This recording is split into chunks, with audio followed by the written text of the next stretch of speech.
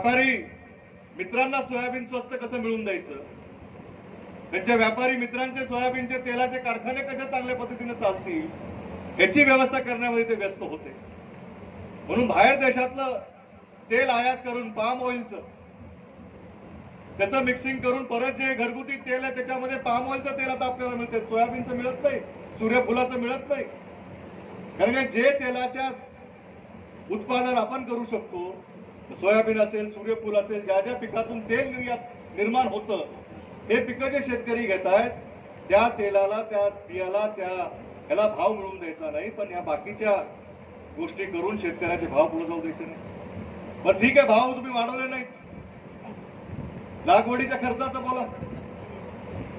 2004 मध्ये सोयाबीन जेव्हा 4-4.5 हजाराचा होता तर लागवडीचा खर्च 2400-2800 घरात होता. बरोबर का पडील? 2400-2800 म्हणजे 2400-2800 लागवड आणि 4-4.25 आपल्याला क्विंटल मागं सोयाबीन सुटायचं. आता सोयाबीनची विक्रीचे दर 4-4.5 हजार आहे तर पडीले सांगा आता इनपुट कॉस्ट किती झाले? 4 ते 5 हजार, 3,000 बॅगची काढणी झालेली आहे, खत आणि या सगळ्या गोष्टीवर जीएसटी. म्हणजे हे सगळं आपण बघणार आहोत का नाही? हीच ती निवडणूक आहे जिथे हे बघावं लागेल. कारण हे सगळे निर्णय दिल्लीच्या सरकारच्या कायदेमंडळात होतात.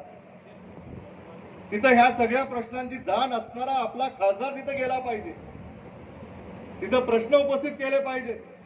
तुमच्या विश्वासाला संपादित करून डॉक्टर शिवाजी काळगे दिल्लीला जाणार आहे. आपला फायदा आहे की आपण आता जागरूक नागरिक म्हणून या निवडणुकीमध्ये काँग्रेस पक्षाचं 7 मेला बटन दाबून डॉक्टर शिवाजीराव काळगेंना विजयी करावं